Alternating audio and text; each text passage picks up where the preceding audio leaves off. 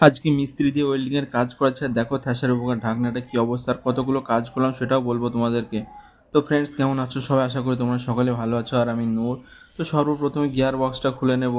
হিটারটা আগের দিনই খোলা হয়ে গেছে, আর দেখো কী অবস্থা, গাড়ি পুরো ছড়া পড়া হয়ে পড়ে আছে।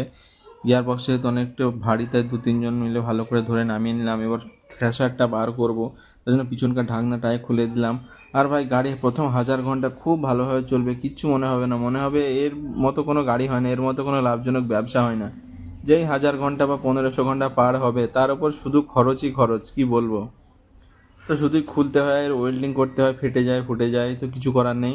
ধান কাটা মেশিনের এই অবস্থা, যতদিন চলবে 1200 ঘন্টা 2000 ঘন্টা পার হওয়ার পর সেরে সেরেই চালাতে হবে।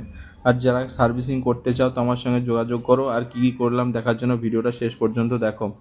তো থ্যাশারটা নামিয়ে নিলাম। থ্যাশারটা এভাবেই নামাই আমরা, আর থ্যাশার তোলার জন্য এক ধরনের ক্রেন টাইপের থাকে, সেগুলো নেই আমাদের কাছে। থ্যাশারের বিয়ারিংটাও খুলে নিয়েছে, আর বিয়ারিংয়ের জায়গাটা লুজ হয়ে গেছে। যেহেতু অনেক ওয়েল্ডিংয়ের কাজ আছে, অনেক জায়গায় চাদর মারতে হবে, তাই আব্বা টোটোতে করে চাদরটা কিনে পাঠিয়ে দিয়েছে। 4 ফুট বাই 4 ফুটের চাদর নিয়ে এসছে একটা। আরও বাড়িতে কিছু পুরাতন চাদর ছিল, সেগুলো দিয়েও ওয়েল্ডিংয়ের কাজগুলো করবো। থ্রেশারটা যেহেতু নামিয়ে নিলাম, থ্রেশারের বিয়ারিংটা চেক করব। তো বিয়ারিংগুলো একবার 1200 ঘন্টায় ফুল সার্ভিসিং করেছিলাম, আর এখন একবার করছি। তো বিয়ারিংয়ের গ্রিসগুলো একটু কালো হয়ে গিয়েছিলো, ওগুলো ধুয়ে মুছে ভালো করে বার করে দিলাম। দুই দিকের বিয়ারিংই ভালো করে গ্রিস করব। এবার মিস্ত্রিরা খাওয়া দাওয়া করছে, যেহেতু কাজ করছে সকাল থেকে, খাওয়া দাওয়া করেনি। তারপরে আবার লেগে পড়েছে কাজের। থ্যাশার ঢাকনাটা দেখো কী অবস্থা, পুরো ফেটে গিয়েছিলো। এটাকে এত সুন্দর করে ওয়েল্ডিং করা হয়েছে, কি বলবো।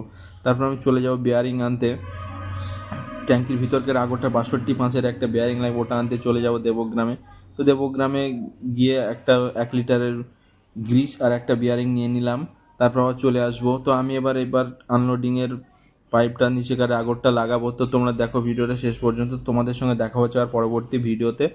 আর চ্যানেলটিকে ফলো সাবস্ক্রাইব করে নাও তাড়াতাড়ি, যাতে কোনো ভিডিও মিস না যায়। আর যদি কেউ সার্ভিসিং করতে চাও, ফুল গাড়ি খুলে একদম ভালো করে গিয়ার